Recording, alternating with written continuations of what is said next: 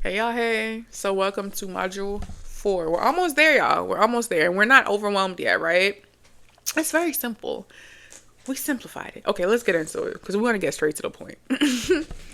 A lot of kids on the spectrum has food sensitivities and nutritional deficiencies.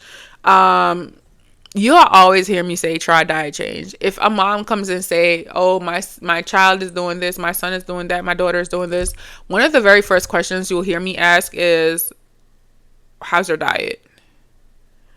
And a lot of times we don't even realize what our kids' diets entail until we really pay attention. Like, no, you really sit there and eat Doritos all day. That's a problem. I'm thinking you healthy, but no, like you gonna sit down and drink a Capri Sun every day, 2 times, 3 times a day. No judgment, of course, because if my son, if he wants the juice, he's gonna drink it. I just realized I trained him so well to drink water, but I realized if I let him do him, he'll drink the juice. So you gotta really like be on them, okay? So let's start with food allergies and sensitivities. Remember earlier when we mentioned the IgE and the IgG test? Those are the tests to test for food sensitivities. Excuse me. Not to be confused with a food allergy. A sensitivity will not show up on an allergy test. While I think it's important to see an allergist very early on in your child's life and figure out what their allergies are, food sensitivities, I feel like while they may not send you into antiphylactic, did I pronounce that word? I chopped and screwed that word so bad. I'm not saying it again. That shock that you might need an EpiPen, right? It disrupts your digestive system, and it could look like sleep disturbances. It could look like behavioral issues. It could look like, hyperactivity. And that's why it's important to remove or clean up the diet. So I always say this. This is how I always say, because I know a lot of kids are picky eaters, right? Have food aversion, sensory issues. If you haven't already, I would definitely look into food therapy if your child has a food aversion too, right? Okay. It says gradually eliminate food. So dyes. Got to be the first to go. Sugar, especially processed sugar. Natural sugar, I'm all for. Processed sugar, we got to cut it down. Now, I know you can't, it's not,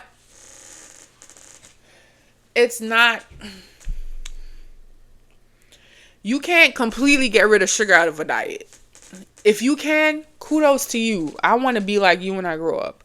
But I mean, I live in a fast-paced world. I live in a world where I'm at go into Target and grab like a frozen bag of food. They put a lot of different preservatives and sugar in it. I get it. But if you can keep it to a minimum, it will make your life so much easier. I promise you. Candida is a big factor in our kids' bodies. Like, if you do that oats test, I promise you, half of them, if not 3/4 of them, will have candida overgrowth. And it's linked to so many different challenging factors in kids with autism. Okay, so it says you want to eliminate and reintroduce foods like dairy, gluten, soy, and artificial additives. This process can reveal potential food triggers for a reason, because it does trigger a lot of different things. The main one I'm seeing, especially with food dyes, hyperactivity. Okay. Symptoms of deficiencies. So we want to also address nutritional deficiencies, which we mentioned earlier in when we were doing the food investigation, right? Now that we know the deficiencies, they could look like low energy. Irritability is a big one people don't think about. So when you think, oh, my child is just acting up or, having a meltdown, sometimes it's linked to nutritional deficiencies. It's so crazy. Clean their diets up and I promise you will see a brand new child. I promise you will see a brand new child. Digestive issues and poor focus. Those are what deficiencies could look like in a child. So when when you see people medicating their child, oh, my child has ADHD, I'm going to go give them a medication. Quite literally, a change of diet could help that. Not every kid. I'm not saying that. I'll never say that. But a lot of times we won't know until we do a process of elimination. Let me see what I can fix up over here before I try to add medications. You see what I'm saying? So that's it for the symptoms of deficiencies, and that's just like a few, not to overwhelm you. That's my thing. Can you hear my mantra? We're not overwhelmed. We're not trying to be overwhelmed, because if you're overwhelmed, you won't do what I'm telling you to do. And if you don't do it and stay consistent, you're not going to see any changes in your child. So I'm trying not to overwhelm so that you can change stuff out and be consistent in doing so that you can see the desired results. All right. Nutrient rich foods. List of foods high in zinc. I think I have that in, so that's going to be on the supplement list. Okay. Types of diet. So the nitty gritty. Yo, we're almost there. So gluten free. Can you see the diets? No, it's too high. Okay. Gluten free and casein free diet is probably one of the most popular diets you will hear in the autism community, because so many kids have a gluten sensitivity, my son included. It's commonly used to reduce inflammation and improve behavior. I can honestly say, yeah.